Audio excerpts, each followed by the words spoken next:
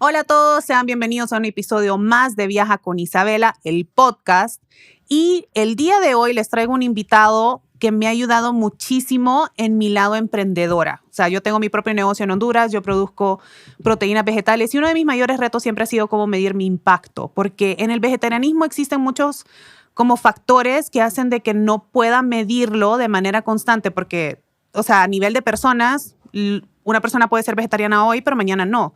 Entonces el impacto es muy tricky de medir. Entonces les traje a una persona que precisamente se dedica a este lado del emprendimiento y a medir el impacto para que nos pueda contar un poquito si hay alguno de ustedes que también anda buscando el poder medir su impacto dentro de su emprendimiento, de su proyecto o lo que sea, o sobre todo si también quieren aplicar a fondos de inversión. La plática va a estar muy interesante. Les presento a Fernando, quien nos va a platicar un poquito más del tema. A ver, Fernando, a ver si o sea, vos sos un gerente de impacto en un fondo de inversión. Me gustaría que explicaras, uno, qué es un fondo de inversión, y dos, qué hace un gerente de impacto. Para mí ese título se me hace súper cool. Nunca lo había escuchado y la verdad sos el primero.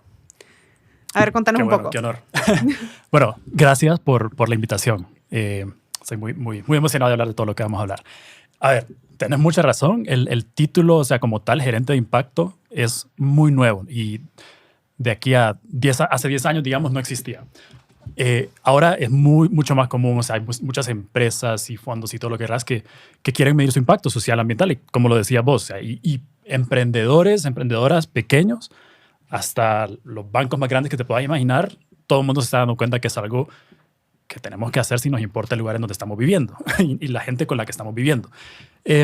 Entonces, un fondo de inversión, o sea, por lo general lo que más conocemos, digamos, de punto de vista más tradicional, o sea, gente que tiene capital para invertir en una empresa, esperando sus retornos financieros de acuerdo a sus expectativas, ya que tradicionalmente se ha dado como, digamos, deuda, como préstamos, como inversión en capital, en equity, etc. Lo que viene a hacer la industria de nosotros, que es la inversión de impacto, es tratar de combinar ese retorno financiero con un retorno de impacto social, ambiental, que podamos medir. Entonces, nosotros, por ejemplo, invertimos en pequeñas y medianas empresas en todo el mundo. Lo hacemos por medio de, en su mayoría, private equity. O sea, tomamos una parte de la empresa, pues, por decirlo así, y esperamos que esa empresa sea rentable y también que nos genere resultados de impacto social ambiental positivos. Entonces, que nosotros queremos lograr. Existen esos dos tipos de inversiones, tanto la que solo busca un retorno y en su caso los que buscan impacto. Correcto. Es un espectro así súper, o sea, bastante amplio, y hay gente que está como muy de por acá y otra que está muy de por allá, y hay gente que está en medio y que lo hacen de diferentes formas. O sea, de verdad que es más complejo, no necesariamente complicado, pero que tiene muchos elementos. Y sí, o sea, hay fondos, digamos, fondos de inversión tradicionales que tal vez lo único que quieren es invertir en la bolsa de valores y generar retornos financieros. Muy bien. Hay otros fondos que lo único que quieren es impacto social ambiental y están hasta dispuestos a perder un poco de su dinero. Eso por lo general tiene un capital un poco más filantrópico, pero está bien. Y hay quienes son más como en el medio, como quiero los dos. Quiero generar retorno porque mis inversionistas quieren retorno, y quiero también generar impacto social. Entonces nosotros estamos como ahí como en la combinación. La combinación, exacto. Entonces, como te digo, hay un poco de todo, pero nosotros ahí estamos jugando un poquito entre las dos. Súper, ok. Pero ¿cómo definimos qué es el impacto? ¿Y cómo se evalúa un proyecto o una empresa que está teniendo impacto? Mira, esa pregunta creo que hasta nosotros nos la hacemos todos los días porque es, o sea, por lo mismo de que es algo nuevo. O sea, el término inversión de impacto es o sea, se debate, pero más o menos 2007, ponele. O sea, es súper nuevo cuando lo comparas como con, digamos, términos de finanzas. Entonces, todavía incluso al día de hoy estamos mucho, o sea, hoy estaba yo en un taller con el Banco Mundial de cosas como de cómo estamos viendo el impacto como sociedad global. Entonces, creo que lo más general que podemos decir es como es un cambio que buscamos generar ya sea en personas o en economía o en el planeta, en medio ambiente. Entonces, tu impacto puede ser, digamos, quiero mejorar las condiciones de vida de las poblaciones indígenas rurales de Guatemala, o quiero generar un impacto positivo en la biodiversidad de la ceiba en Honduras. O sea, cosas así, o sea, como muy específicas, pero el tema es que es cambio. El impacto es cambio que queremos generar.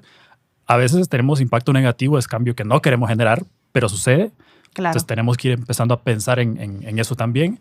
Entonces trata mucho como de la intención del cambio que querrás generar. Y me preguntabas, creo, ¿cómo lo medimos? Sí. ¿Cómo te resumo la carrera en 2 minutos? Bueno, y que para esto, hasta hace como 2, 3 años que hay carreras de esto. A mí me toca aprender un poco más así batallando. Pero, Claro. ¿cómo lo medimos?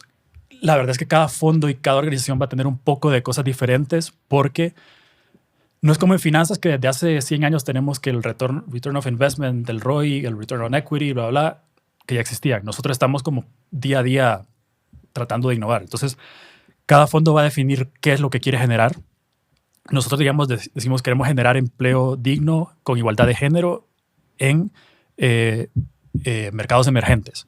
Entonces tenemos empresas, digamos, en Colombia, en Jamaica, en Tanzania, en un montón de lugares, y sabemos que queremos medir esa parte del impacto. Entonces digamos, capacitamos a las empresas para que lo puedan medir, generamos nuestro framework, nuestro marco de impacto para decir, nosotros vemos el impacto en igualdad de género, digamos, de esta forma y desarrollamos herramientas propias para medir ese impacto, y así lo vamos haciendo. O sea, es una cosa que, aunque mucha gente piensa que es un tema de análisis de datos y que es investigación de campo y que ciencias sociales así súper antropológicas y eso, o sea, eso puede ser una parte, pero la verdad es que nosotros tenemos que ir, es un campo súper creativo porque, o sea, si no existe una manera de medir el impacto en cierto lugar de cierta forma, tenemos que o sea, improvisar inteligentemente y decir, ¿cómo voy a medir el impacto en este caso? Aunque alguien tenga una empresa que es exactamente la misma en otro lado, tal vez no pueda hacer lo mismo porque no cuadra el contexto. Entonces, es muy creativa la manera en que tenemos que ir viendo cómo medir ese impacto. O sea, ahí te di, creo que más como el reto, porque Sí. no hay una respuesta como súper concreta sin tener que meterse ya a cosas mucho más técnicas, ¿no? Pero lo hago pensando también un poco en otras cosas que podemos hablar como para dar consejos a la gente, ¿no? Que tal vez luego lo hablamos, pero que no hay que intimidarse en cuanto a eso, pero sí es muy creativo el proceso. Muchas veces, empresa por empresa, lo primerito que sí hay que hacer, que eso sí no es negociable, es definir cuál es la teoría de cambio y qué es lo que quiere lograr una empresa. O sea, una teoría de cambio es, muy resumidamente, es decir, yo hago esto para que pase esto y para que cambie esto.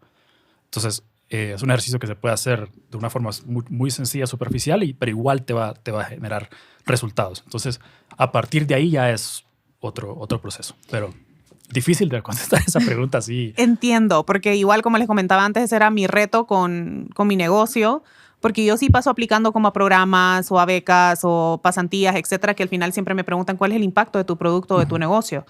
Pero no siento que es una pregunta que todos los emprendedores se tienen o se hacen. Entonces, no sé si tenés tal vez la respuesta, ¿qué tipo de emprendedor es el que sí debería estar buscando de alguna manera medir su impacto y cuál, pues, tal vez no sea de su interés?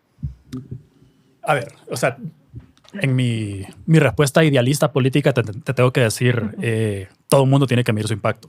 Que sí creo que vamos a llegar a ese punto eventualmente como sociedad. O sea, no es que todo el mundo, pues, que cada empresa, microempresa lo tiene que hacer, obviamente, pero que si a medida vamos creciendo como negocios, todo el mundo lo va a tener que ir haciendo, o por lo menos ir considerando su impacto. Obviamente la realidad no es esa como en este momento. Si son personas como vos, digamos, que sabes que vas a aplicar a fondos o a financiamiento de cooperación internacional, etcétera, si ya lo tenés como identificado, o sea, lo tenés que hacer. Si tu empresa intenta, o sea, si nace como de una intención de querer resolver o contribuir a alguna problemática, pues De plano igual. que sí. Y muchas veces pasa que la gente empieza sus empresas que sí están, o sea, creando un cambio positivo y no miden el impacto, porque, o sea, está bien, pues a veces sos una persona que está haciendo un montón de cosas y lo que le importa es vender y mantener la empresa a flote. Entonces, obviamente no estás metido o sea, sabes que estás haciendo un impacto y lo querías hacer, pero tal vez al principio no puedes. Entonces yo digo, o sea, no hay que desanimarse porque no lo hiciste desde el primer día. O sea, si lo puedes hacer desde el primer día, espectacular. Cuando a mí me llegan empresas así como esas, yo digo, Ya te hicieron la chamba. Sí. Pero, no, o sea, eventualmente, y es tendencia, o sea, todas las empresas grandes, o sea, corporaciones grandes, casi todo el mundo que está en Stock Exchange, en Bolsa de Valores, va a ser que todo el mundo tiene ahora reportes de sostenibilidad, reportes de impacto, etc. O sea, a ese nivel nadie se salva. Empresas más pequeñas pues ya va variando, pero sí te digo que es, y no es solo poner un reporte de decir como solo para check ahí de que ya lo hice, sino es hacerlo con la intención de, bueno, medir impacto y después si me dice mi impacto no fue suficiente, ¿qué hago? O cómo lo mejoro. Entonces sí es, o sea, como te digo, habrá empresas que pues no les interesa y está bien, yo digo, o sea, al final de cuentas, nosotros como inversionistas, digamos, puede que hablemos con una empresa que lo que está batallando es el acceso a su mercado o algo, o que está batallando con no sé, temas de nómina, no sé.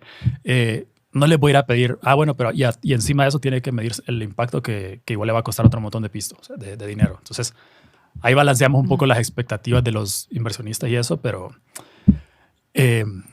si me están viendo mis jefes, les voy a decir que me disculpen por esa respuesta, pero no, pero es que te digo, yo he trabajado con empresas pequeñísimas de una persona hasta empresas de 500, 1000 personas como inversionistas y en todas se puede, o sea, de que se puede.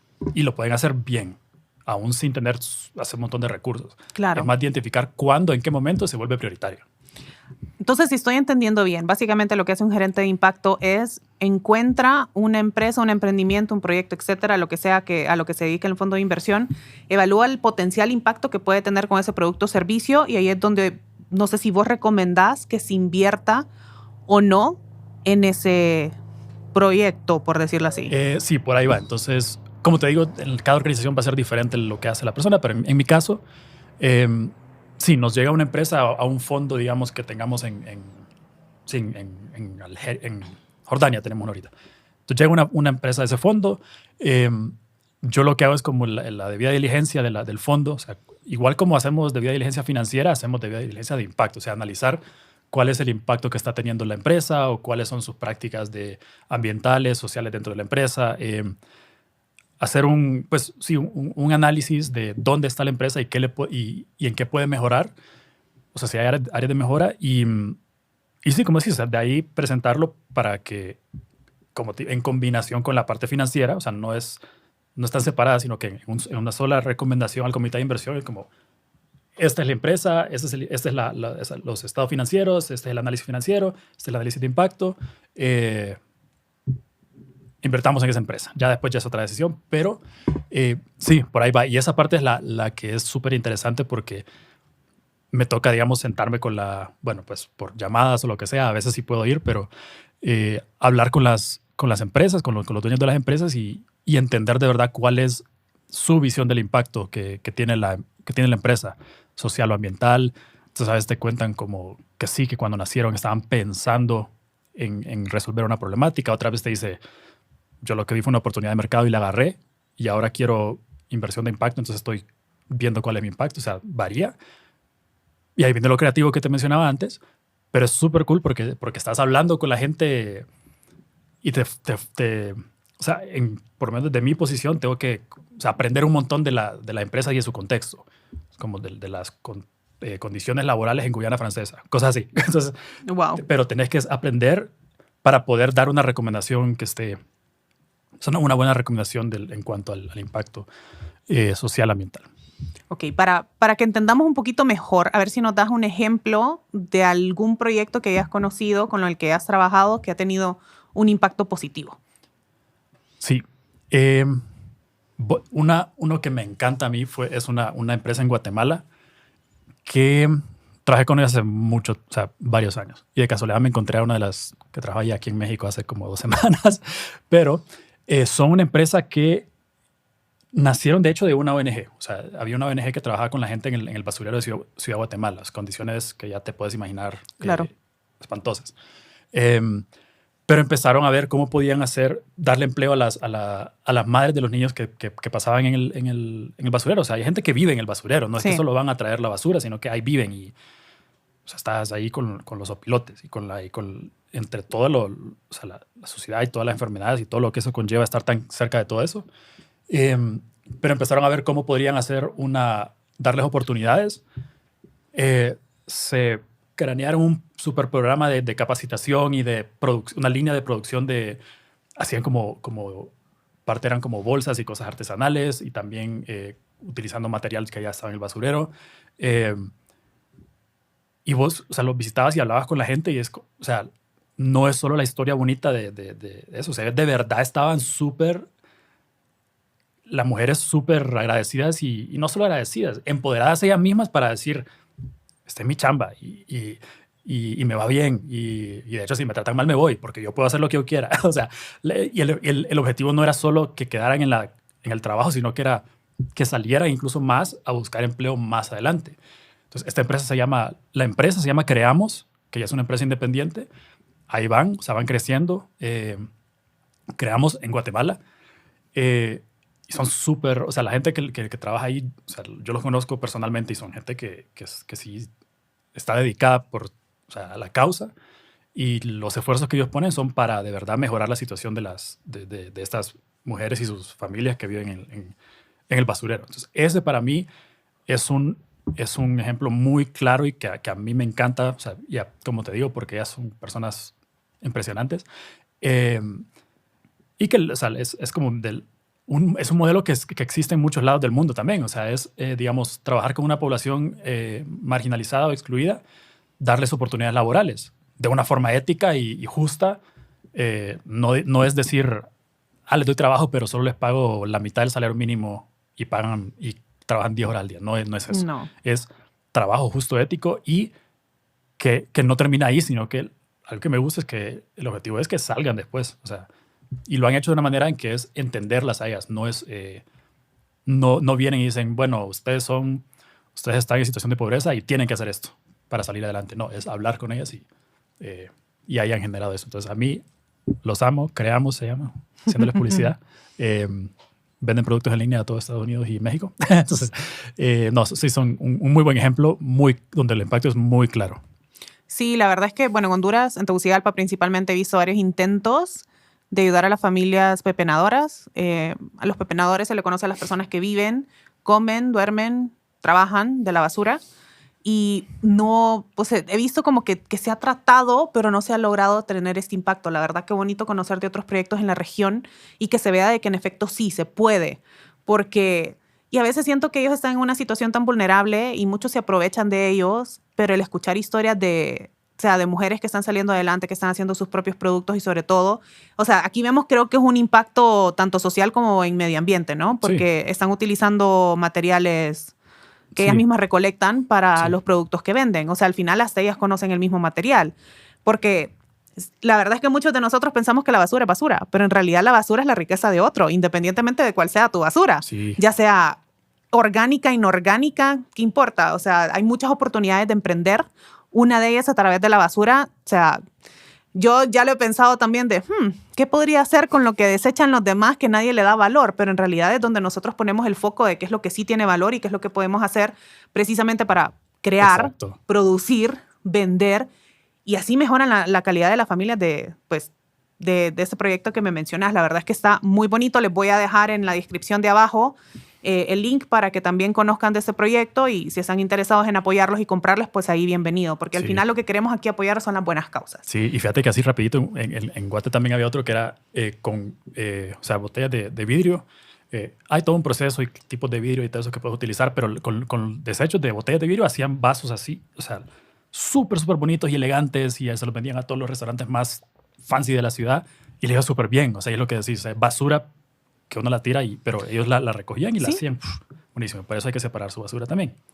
Sí, por también. lo menos el vidrio y el plástico, porque eso después se puede usar. No muchos de nosotros vivimos en ciudades donde se pueda, que exista claro, un beneficio de poder separar la basura. O sea, por lo menos en Tegucigalpa, lo último que yo supe, o sea, todo va a dar al mismo lugar. Entonces no hay una motivación en sí de separarlo. Que yo ya soy la señora, porque sí, ya me dicen señora, aunque no soy señora, pero de que le gusta guardar todos los botes de vidrio porque eventualmente me pueden servir para algo. Pero tengo un montón de botes de vidrio ahí almacenados en casa. Pero sí existen este tipo de proyectos, digamos. Hay otros que pues le compran el papel a empresas. O sea, de verdad hay varias cosas que uno puede hacer en cuanto al reciclaje y aportar su granito de arena para que no termine todo en un mismo lugar, porque la tierra no aguanta. Exacto. No, y fíjate que solo otro paréntesis, pero lo que decía en Teus, o sea, sí creo que no está tan como especializado, pero el vidrio y el cartón sí se puede separar y sí llega a donde tiene que llegar.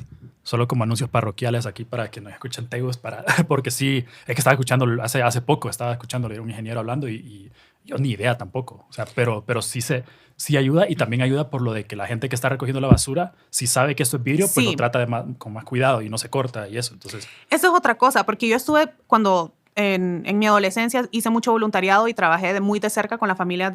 En Honduras se llama el crematorio.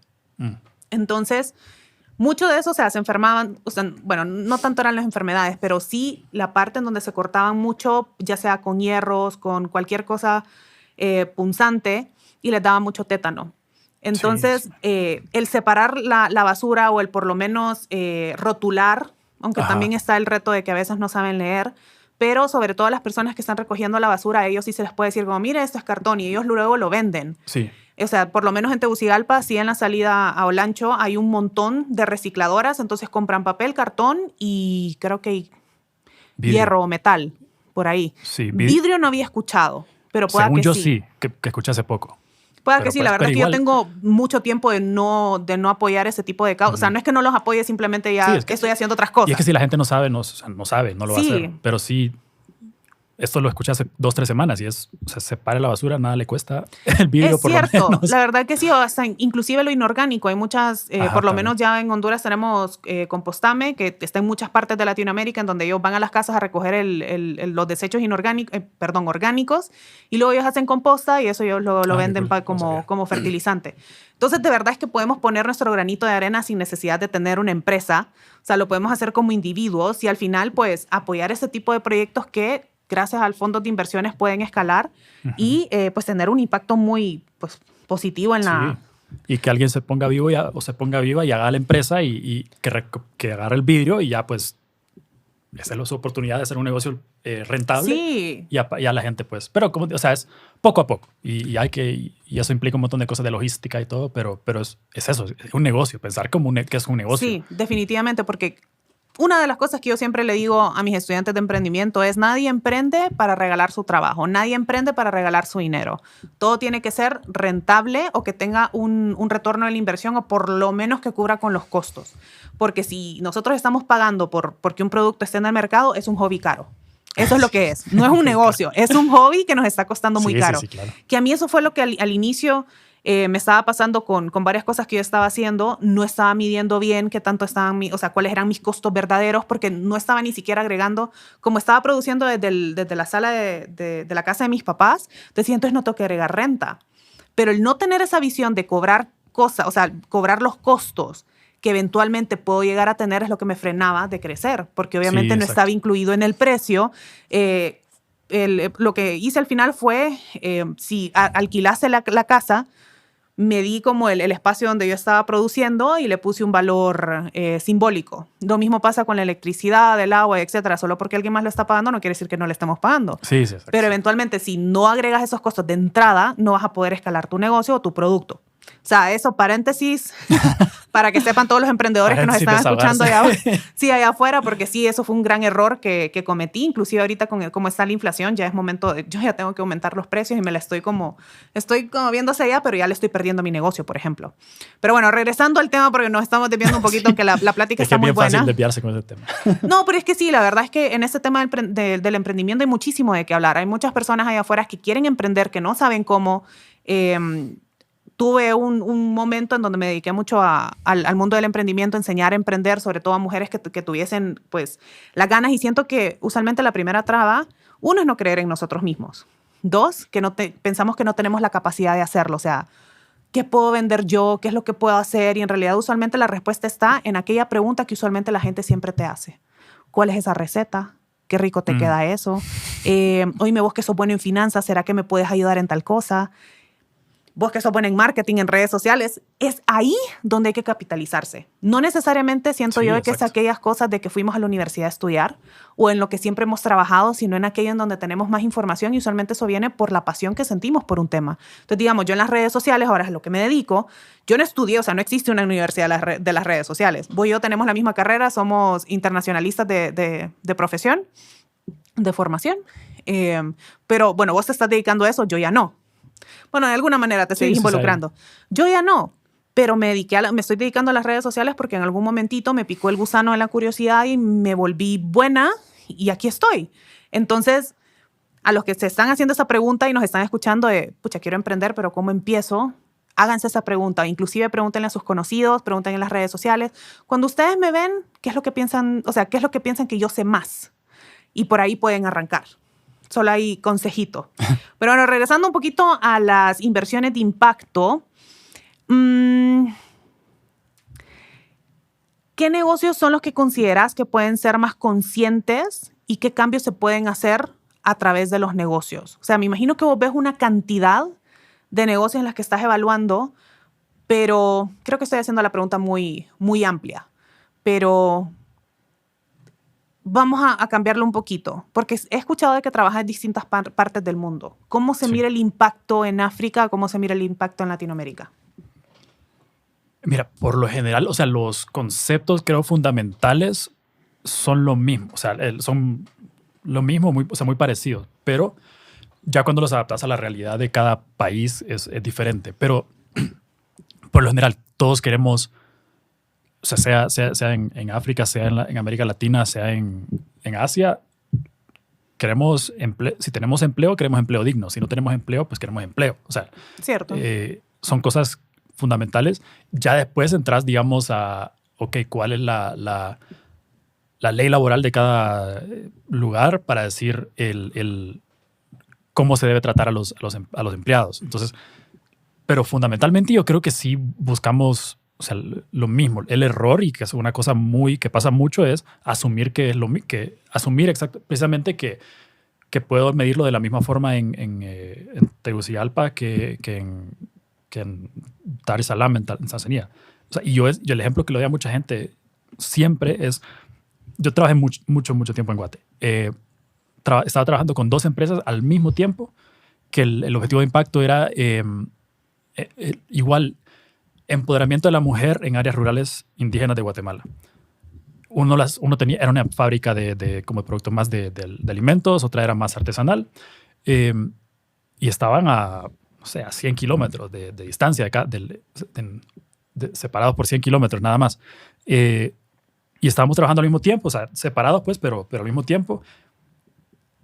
Y o sea, uno puede asumir que van a querer lo mismo, o sea, decir empoderamiento, van a pedir la misma cosa. Y no, completamente diferente. O sea, nos sentamos a hablar con las personas empleadas de las empresas, igual, mujeres indígenas de rural Guatemala, y los dos grupos nos decían cosas completamente diferentes. Entonces, no puedes asumir que va a ser lo mismo. Si no puedes asumir que va a ser lo mismo en un área así de pequeña, peor para que asumas que va a ser lo mismo en el otro lado del mundo.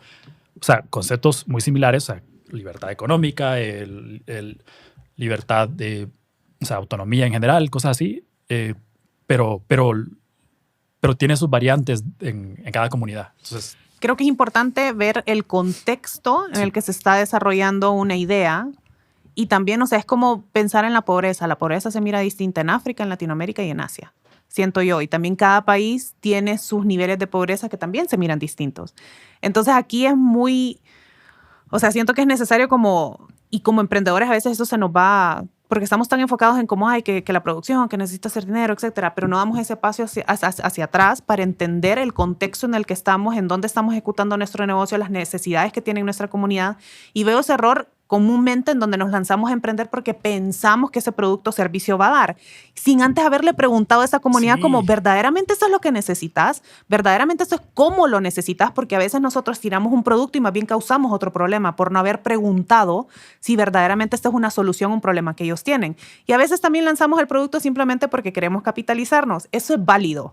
Es completamente Claro. válido, pero cuando se trata de solventar una solución, yo siento que la solución tiene que venir desde abajo y uno, el que tiene que ser es como investigador de hacer todas las preguntas necesarias, aplicar todas las herramientas necesarias para que eventualmente cuando saquemos ese producto o servicio al mercado haya un segmento de que de verdad lo compre. Si Sí. no, lo que estamos haciendo es como imponer una solución que al final no sabemos si va a funcionar o no, y ahí es donde vienen las grandes pérdidas, porque no validamos ese producto. Aquí lo que les estoy hablando un poquito de design thinking, que lo aplico bastante pues, en mi vida diaria, en donde observamos, luego estamos evaluando qué es lo que vamos a hacer, luego aplicamos y estamos haciendo muchas pruebas hasta que al final sale el producto o servicio final que ya ha sido validado por toda una comunidad y en efecto va a poder, pues no digo que triunfar, pero se reducen las probabilidades de fracaso con simplemente haber hecho toda esa investigación Claro. previa.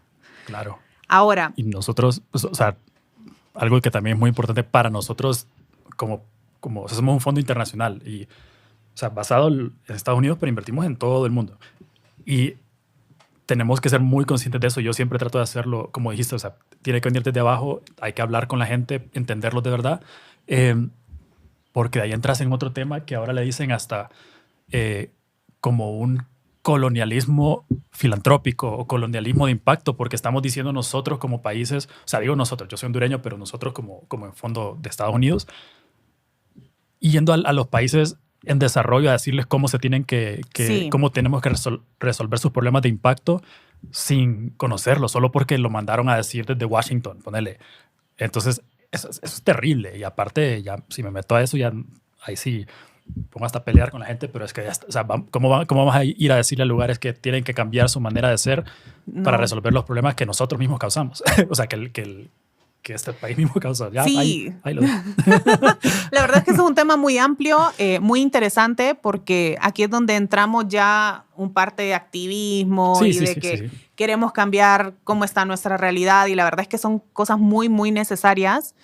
Pero quisiera que le dieras un par de consejos a las personas que nos están viendo, que quizás ya son emprendedores y que quisieran comenzar, tal vez ya están teniendo un impacto, pero no lo están viendo, o que quisieran tener un impacto positivo, ya sea a nivel social o medioambiental, y que ellos lo pudiesen aplicar o que pudiesen observar si en realidad lo están haciendo o no.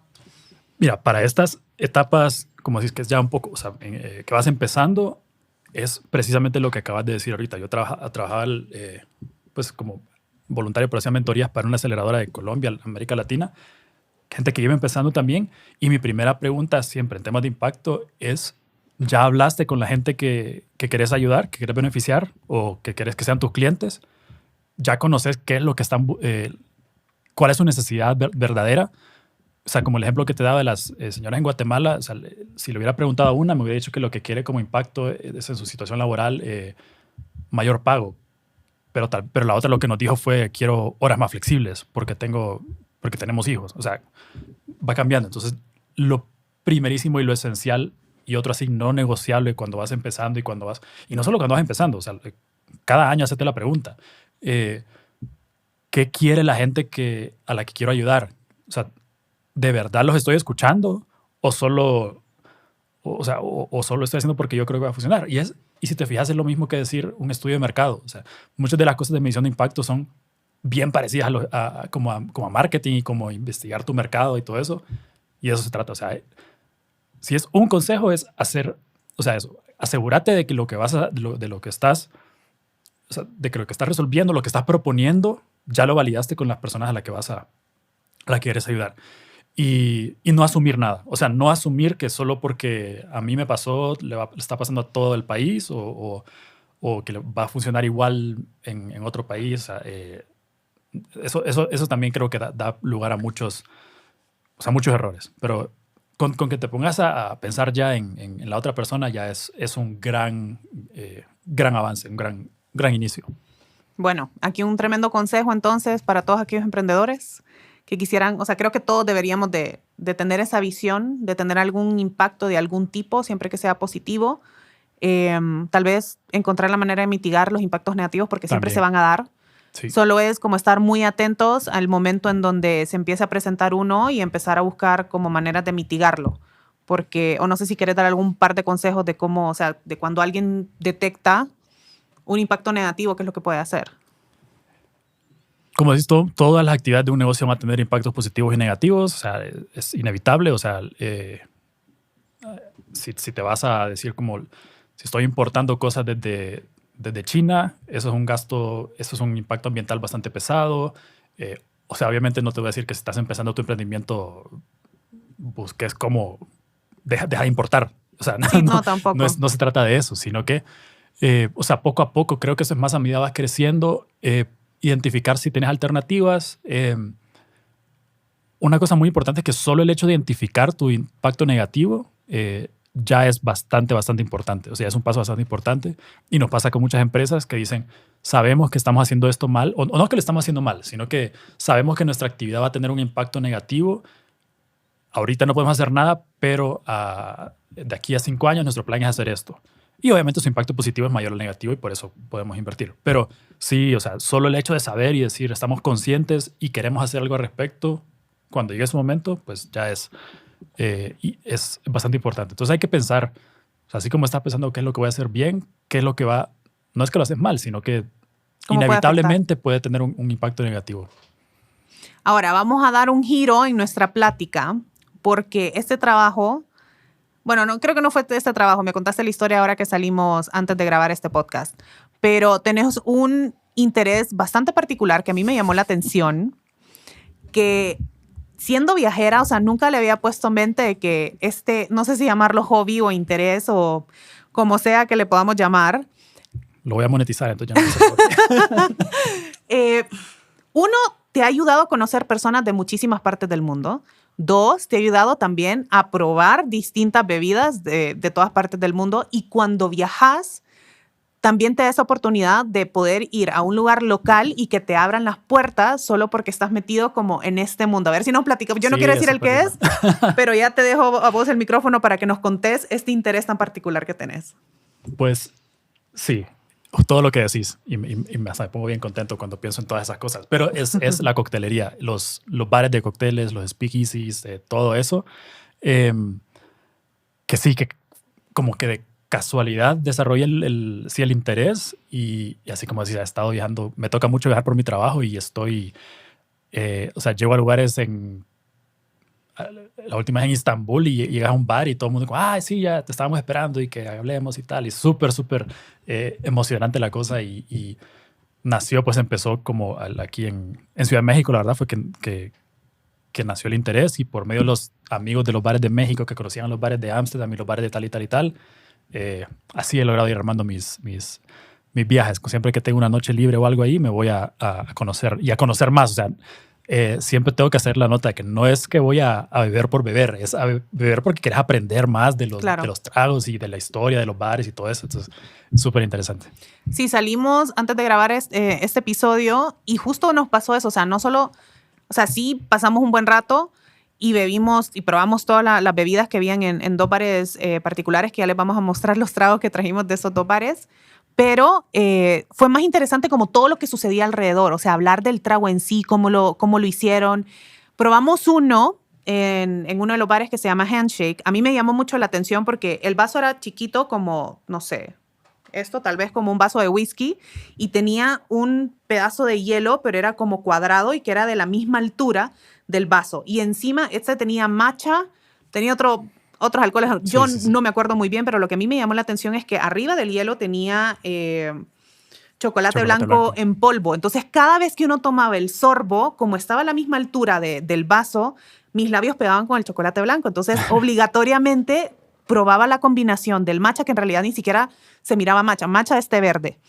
Pero no, o sea, se miraba así transparente el trago. O sea, no se miraba verde, no se miraba como que fuera un latte. No, nada que ver. O sea, han hecho todo un proceso para poder extraer estos sabores y la verdad a mí también me fascinó y por eso estamos aquí en el podcast, porque es sumamente interesante. Y a todo esto también es importante y un buen consejo que les doy es que esos hobbies que ustedes tienen que tal vez solo están desarrollando en casa o que solo están haciéndolas en casa, cuando viajen, busquen gente que también tiene intereses similares y no tienen idea de las puertas que se les puede abrir. Y así ustedes aprenden un montón de cosas de otras partes del mundo. Digamos, por ejemplo, a mí me gusta mucho El Principito y siempre ando buscando El Principito en todas partes del mundo. Y eventualmente cuando llego al lugar donde está El Principito hay otro montón de gente como yo que está obsesionada con El Principito, y empezamos a platicar y ya me empiezan a dar más información y al final terminé siendo parte de una comunidad. Sí. Y eso es lo bonito. Y cuando tenés un interés que puede ser compartido por muchas personas alrededor del mundo, ni siquiera tenés que hablar el mismo idioma para apreciar un trago Eso, sí. o un cóctel.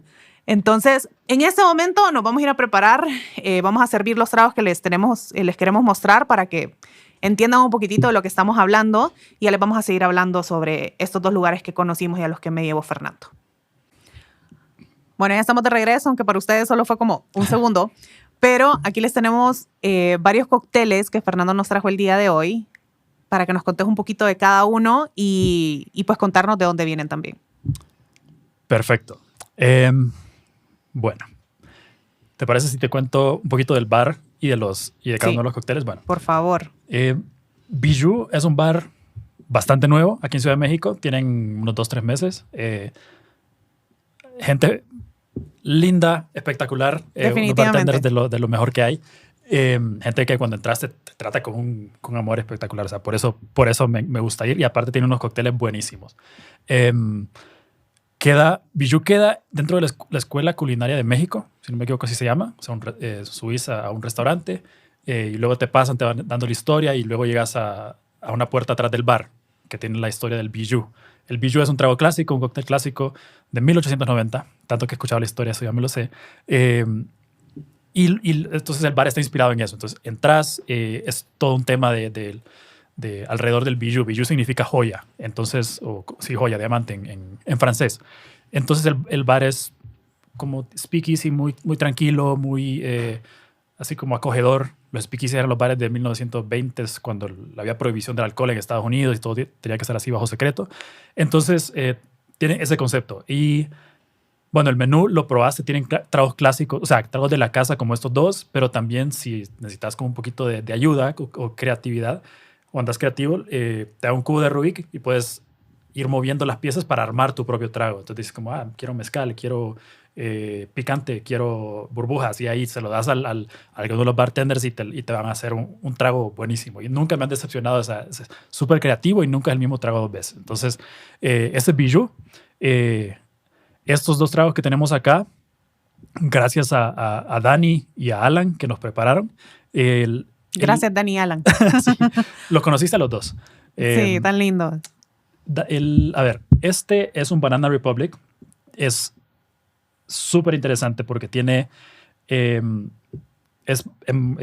base de ron Matusalén Gran Reserva 15, o sea, 15 años, banano y chocolate.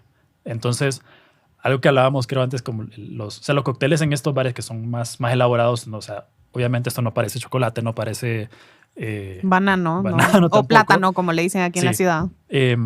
O sea, los ingredientes llevan mucho proceso detrás. O sea, no es solo que digamos que echas un chocolate, que echas un rojo. O sea, lleva mucha preparación para hacer el ingrediente como tal. Entonces, este es el Banana Republic. Gracias a Dani lo preparó. Y Alan nos hizo un Funky Wine, que es con base de whisky. Johnny Walker Black Label, un Sherry, Tío Pepe Sherry, Chardonnay y Lychees. Pero se llama Funky Wine, sabe a vino. Pero es whisky. Entonces, o sea, ejemplos de tragos muy creativos que tienen ellos, los chicos ahí en el menú. Y como te digo, si vas con ganas de algo más, o sea, que no sabes qué es, y solo vas y armas tu cubito de Rubik's Cube, o les pides recomendaciones. Ellos hacen muy buenos cócteles clásicos también. O sea, Alan ya sabe a veces que como que no sé lo que quiero y dice... Voy a preparar tal cosa. Sí, y me parece. Este es trago clásico de no sé dónde, y siempre le pega. Entonces, no, todos ellos todo el equipo son gente muy linda y los quiero mucho y siempre nos dan una muy buena bienvenida. Entonces, esos son los de Bijou. Como te digo, un bar nuevo, pero para mí es de los mejores que hay acá. Es súper, súper bueno por mucha cosa y muy buena comida también. La verdad es que a mí sí me gustó mucho la experiencia de haber ido. Gracias por haberme llevado porque no había conocido un lugar así. O sea, sí había ido a un speakeasy en Washington, D.C., pero nada que ver. O sea, no era una coctelería. O sea, no era eso. Era para como se hacían antes, que era un bar. Ajá. Pero la experiencia en Bijou, o sea, desde que uno entra, o sea, desde que uno sale del elevador, ya puede ver las cocinas en donde están los estudiantes cocinando. El restaurante es precioso y uno no se imagina que lo van a llevar a una puertecita en donde están como las 3 gemas, porque Bijou son... hace referencia a los 3 alcoholes o licores, Los 3 licores que son parte del Bijou. Del Bijou. No sé si te acordás, creo que era... Gin, chartreuse y vermouth. Bueno, esos 3. Entonces ya a uno le empiezan a contar la historia precisamente de los 3 licores y luego ya después de la historia le abren a uno la puerta y entra al barcito. Pero es un bar muy bonito, o sea, es muy íntimo, caben muy poquitas personas, o sea, si ustedes están interesados en ir, les recomiendo que hagan una reservación para que puedan tener un espacio, sobre todo si van con un grupo de personas, y luego los chicos se sientan y te empiezan a explicar todo lo que nos está diciendo aquí Fernando, nada más que ya mostrándote el cubo, también te enseñan la carta, te hacen un par de recomendaciones, ya te preguntan tus gustos, y a mí lo que me gustó es que recordaron mi nombre desde que me senté. Y desde entonces, o sea, era un tú a tú. Y eso estuvo muy bonito. También me comentaba Fernando de que a veces tienen como bartenders, no sé si siempre se les dice bartenders, que son invitados de otras partes del mundo, que pueden llegar como a hacer un mes, como una pasantía, por decirlo así. Y así también uno tiene la oportunidad de probar pues cócteles preparados por otras personas. Digamos, hay un chico japonés ahorita en Koki. Sí, y me dio un trago que sí está, perdón, un cóctel que sí está en la carta, es japonés, con cherry. El Japan Jazz, gin, no recuerdo muy bien todos los ingredientes, pero sí, es un muy rico. Gin, jazmín, creo. Sí, la verdad es que a mí me sorprendió porque yo estoy acostumbrada a ir y ver en la carta siempre los mismos tragos, que piña colada. Yo no soy de beber mucho, la verdad. Soy más hacerlo de nivel social, pero cuando ya es así, es como... Y lo que me gustó fue... De verdad se sienten los sabores. O sea, en este trago, que sí, este sí lo probé, aquí el de mano izquierda, sí se siente el banano o el plátano, sí se siente el chocolate. Y la verdad es que, o sea, es algo muy fuera de lo común. Ahora creo que sí voy a buscar este tipo de lugares en las ciudades que vaya, porque el ambiente estuvo genial. Sí. Uno puede conversar bastante con los bartenders. Los tragos tienen toda su historia. Inclusive, como hay mucha experimentación, se presta mucho como para poder dialogar. Entonces, no sé si querés que probemos estos y luego pasamos a los demás que vienen de Handshake. Sí, perfecto. A ver, ¿cómo le vamos a hacer? Bueno, es que lo querías todo. No, pero si querés... No, sí, este. Yo voy a agarrar de este. Okay. Antes de que pasemos al de Handshake. Entonces es el Banana Republic. Y huele banano o plátano, como lo conozco. Lo que iba a decir, o sea, muchas veces estos tragos no, o sea, si te dicen los ingredientes y uno hasta como que le hacen, como que no le hacen clic porque dice, ¿cómo vas a combinar esto con esto? Pero no, o sea, el hecho de que tenga banano no significa que necesariamente machacaron un banano y lo metieron ahí o lo licuaron. O sea, como te digo, no sé de hecho cuál es el proceso en este, pero o sea, se le hacen muchas cosas antes de llegar al trago. Y no, eso, o sea, son muy creativos y muchos de los tragos te dicen algún ingrediente y solo es como una nota al final que sabe medio a tal cosa. O sea, son tragos que también cuando ya aprendes a saborearlos un poco, ves que no es que te entra todos los sabores, todos los ingredientes, sino que es como al final le sentí la parte aromática de este otro licor. Entonces son complejos y eso es lo bonito, como ir probándolos. Me contaste a mí de que iniciaste en ese mundo hasta como hace 1 año y medio, más o menos, 1 año. Sí. O sea, venís aprendiendo, nos estás ahorita compartiendo todo ese conocimiento que has adquirido en ese tiempo. Mira, yo empecé por el café. O sea, estando en Boston, de casualidad llegué a un coffee shop que resultó igual ser como de los mejores que hay a nivel mundial, el roaster y daban clases gratis. Yo fui todos los días y te enseñaban cómo entrenar tu paladar. Entonces te decían, hoy vamos a aprender cómo reconocer notas cítricas, hoy notas de uva, hoy notas de tal y tal. Y entonces ahí fui desarrollando paladar. Y después, cuando vine acá a México, me metí al rollo de y estando en Estados Unidos también, cervezas artesanales. Entonces ya estuve en eso por un buen tiempo.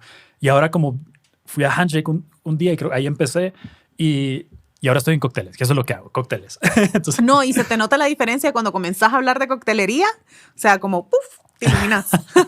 Todos tenemos un tema así, la verdad. Todos tenemos un tema. Sí, es que me gusta bastante, la verdad. Es muy, muy bonito todo el mundo también. Pasamos.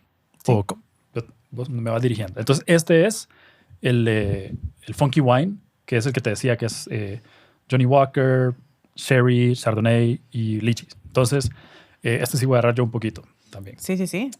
Compartamos, porque si no, yo no voy a poder salir caminando desde acá. Sí, la verdad es que yo bebo así socialmente, pero como te decía, esto sí me anima a probar más porque está muy interesante. Muy interesante. Igual o sea, para mí este es como perfecto para una chica que no le gusta tomar tanto, no le gustan los sabores fuertes, se le siente el banano. O sea, no es que se le siente como un smoothie, no. Exacto. Es que miren, esto es bien difícil de explicar De verdad. hasta que ustedes lo prueban. Hay un cóctel en Handshake que se llama el caprese y es como la ensalada caprese. Sí. Y yo no puedo explicárselo a la gente porque le digo, ¿cómo te voy a explicar que este cóctel sabe a ensalada? Sí, confirmo, O sea, pero no. pruébenlo, porque yo ya lo probé. Es delicioso. Ya vamos a pasar a Entonces Handshake les para digo ir a hablar. yo les digo, por ese trago es que me cuesta explicar los cócteles a la gente. Pero bueno, Saludcita. yo paso con a probar este. Pero también quiero probar este. Y este es súper interesante porque vas a ver que sabe como un vino. Este sí no lo probé. Creo que no. No. Pero sabe a vino y es whisky. O sea, la base es whisky y otras cositas por ahí. Sí. La verdad es que sí sabe a vino, pero tiene como el saborcito allá al final del whisky. Ajá. Como esos vinos naturales. Que Ajá. son un poquito más... Como el fermentado natural Ajá. de... No tiene como aquel proceso tan... Exacto. Pero igual el sabor y todo, y miren, o sea, no tiene tanta la apariencia de un vino, pero sí sabe a vino, pareciera vino. Ujú. En realidad es whisky. O sea, son muy interesantes estos lugares, la verdad. En Handshake, es el otro lugar al que fuimos y al que les tenemos también otra, pues como otro ejemplo, iba a decir degustación, pero ustedes no lo pueden probar, solo lo puedo hacer yo. Pero la verdad es que ellos tienen, que no logramos entrar, creo que tengo que regresar solo para que me lleven a la parte de atrás, en Sí, donde sí, muestran todo no sé si muestran todo el proceso o qué es lo que muestran, pero es toda una experiencia, ¿verdad? No solo se trata de como en un bar normal que uno va y solo se sienta y, hey, me trae una cerveza. No, esto es toda una experiencia. Y aprendes. Sí. O sea, por eso me gusta tanto, o sea, porque ahí aprendes. Entonces, Handshake, vamos pasando. Digo, Sí. O sea, el trago que tengo aquí es un Fig Martini, pero te cuento un poquito. Handshake abrió, bueno, habían abierto hace como no sé cuántos años, como 4 años, pero ahorita, justo hace como 2, 3 semanas, fue el segundo aniversario, ya como oficial. Para esa fiesta, solo para esa fiesta, ese shift, trajeron, no sé si unos 9 o 10 bartenders de todo el mundo, Wow. solo para venir a servir en ese shift de 8 a 12. Pero eso haciendo referencia como a lo internacional que es este mundo. Yo ni idea, nunca me hubiera imaginado que eso hubiera sido tan internacional, de que se conocen tanto entre la gente, y por eso es que he logrado conocer otros bares y eso. Entonces es un speakeasy que no fuimos a la parte de arriba tampoco, creo, pero que es como el primero, el principal. Es un cuarto pequeño como este, tal vez. Caben unas 30 personas, tal vez. Igual, o sea, un menú muy creativo, muy particular también. Y como te digo, la gente que trabaja ahí también todos un amor. Y, Sí, y no lindísimos. termino si me pongo a decir todos los nombres, pero o sea, de verdad, son los que me han dado muchas referencias también cuando viajo y me dicen a dónde ir. Entonces, bueno, que el Eric, que conoce a mucha gente en Ámsterdam porque él es de ahí. Yo no tenía idea cuando fui a Ámsterdam cómo me trataron, solo porque lo conocía. Entonces, te tratan muy bien solo por ser conocidos de esta gente. Entonces, él es el director ahí, y toda la gente, o sea, como te digo, o sea, Mario, que me ayudó a conseguir el cóctel, Darío, otro, Ale, la conociste, Sí. estuvimos hablando con ella. Son un amor todos. Este es el Fig Martini. Bueno, y nosotros fuimos a la parte de abajo porque abrieron un segundo bar hace poco, que es ahí mismo, pero abajo, que es diferente menú. Este concepto Different está muy vibes. interesante, o sea, es el mismo bar, aunque creo que tuvieron el intento de ponerle otro nombre, pero al final se quedó con Handshake en ambos lados. Se llama, sí, Handshake, pero compromiso. es compromiso. Compromiso es el segundo, sí. Pero tienen, o sea, están estos dos espacios, o sea, tienen 2 oportunidades para conseguir reserva. Eso sí, son espacios muy pequeños que, si bien son pequeños, eso le da a uno la posibilidad de interactuar con los bartenders, con las personas que están al lado. O sea, cuando yo menos acordé, ya no estaba hablando con Fernando, estaba hablando con la chica de al lado, y luego viene otro bartender de otro lado y te empieza a platicar. O sea, el ambiente se presta mucho para conocer gente. Y siento que ustedes, o sea, me han visto tanto en esos tips de viaje, y yo nunca había pensado en la posibilidad de ir a un cocktail bar y de conocer gente. O sea, esto me parece fascinante. Ahora que me estás contando todo Sí. este mundo, que inclusive existe como un ranking, o sea, The 50 Best, creo que se llama el... Sí, esa es una de las listas que hay. O sea, De hecho, ese era el otro punto. Handshake en esta última lista Handshake es número 11 del mundo. O sea, que no es pequeña cosa, es Sí. número 11 de todo el mundo. Y sí, o sea, ahí fue que aprendí yo a ir a sentarme en una barra y a hablar con gente. y porque puedes hablar con los bartenders y te explican y conoces mucho, pero también es, o sea, sí, como se dice, fácil eso. A mí que me toca viajar tanto por trabajo solo, o sea, voy y me siento en una barra y ahí me pongo a hablar con quien tenga al lado y la paso bien. Entonces, sí, Handshake fue como mi entrada a este mundo, que es una muy buena entrada porque es un muy, o sea, de los mejores bares, mi favorito, aunque se enoje Dani de Bijou cuando lo diga, pero sabe que los quiero a todos. No, es un súper bar, de verdad. Como me quedo un poco sin palabras para poder decir como de verdad, describir sí. todas las cualidades que tiene ese bar. Te entiendo. Es bastante, pero sí. Y abajo, como decíamos, es otra experiencia, pero puedes aprender un montón. Entonces, es eso. El trago que traigo acá es el Fig Martini, que es Bombay Sapphire Gin, Fig Leaf, o sea, es Fig Martini de hoja de higo. Es una infusión del gin con el higo, vermouth, aceite de limón y un poquito de jarabe. Muy delicioso. Este es de los como cócteles insignia de Handshake, de los sí, más... inclusive en el bar le ponen un higo pequeño. Sí. Fernando lo pidió cuando fuimos. Se mira precioso. Lo que voy a hacer es que voy a publicar un post con nuestra foto y en ese carrusel les voy a mostrar las fotografías de ya de los tragos, cómo se ven en el bar. Obviamente aquí no los pudimos replicar al 100%, claro, pero simplemente para tratarles de transmitir esa experiencia que es muy única. O sea, de verdad, yo recomiendo que vayan a los dos lugares. O sea, hay suficiente tiempo, sobre todo uno como turista, para probar estas cosas. Aunque vengan solos, de verdad, perdan la pena de sentarse en el bar. Yo soy muy penosa, créanme, o sea, ustedes me ven viajando sola, pero yo, penosa en Honduras es que me da vergüenza, no vergüenza, es como shyness, como tímida de comenzar conversaciones con gente que no conozco. Ajá. Y esto se presta porque los bartenders están constantemente haciéndote preguntas. Inclusive nos regalaron varios tragos. Celebramos todos juntos. Bueno, hicimos un brindis todos juntos y en ese brindis fue que empezamos a hablar con otra gente. O sea, de verdad es súper bonito el ambiente. Y lo más seguro la gente que tengas al lado está pensando lo mismo. Sí. Y igual, al final de cuentas, el alcohol si te relaja un poco, pues ya puedes hablar más con la gente y eso. Definitivamente. Pero bueno, regresando al Fig Martini. Y que por cierto, todos estos tragos, o sea, los prepararon ayer. Yo los fui a traer, te los dan como empacados al vacío y sí, ya los traje hoy. O sea, no es que es algo normal de que vas y pedís para llevar, sino que, o sea, me hicieron el favor de poder empacarlo porque les dije que venía para acá. Sí. O sea, ya cuando se hacen amigos y son así de conocidos como Fernando y se quieren traer algún trago de algún lado, existe esa posibilidad, pero solo es para los buenos clientes. Así yo traje un cóctel desde Istambul hasta México, así empacado al vacío, porque lo mandaron. O sea, eso es lo que me gusta. Mira, dijeron, en Istambul me dijo, toma este cóctel, llévaselo a Alan y a Dani de Bijou. Y el otro para Eric de Handshake. Y ahí fui yo. y los traje, o sea, se puede. Entonces es bien interesante. Es toda una comunidad, de verdad. Eso es, sí. Te sirvo... a ver. Yo la verdad para martinis no he sido mucha. Yo solo voy a dar una probadita porque me tomé uno ayer. Entonces. Soy yo la que estoy aquí bebiendo de todo. Y sí, bueno... O sea, es hasta transparente, pero... Olelo. No huele al gin así fuerte. fuerte. Pero saludcita. ¿Ya te serviste el tuyo? Lo voy a hacer aquí porque tengo mucho hielo ahí. ¿Seguro? Bueno, sí. Pues saludcita. Ay, creo que está, o sea... No me quedó tan mal. Es que el jarabe lo tuve que hacer para endulzarlo, pero no me quedó tan mal. No, está bien.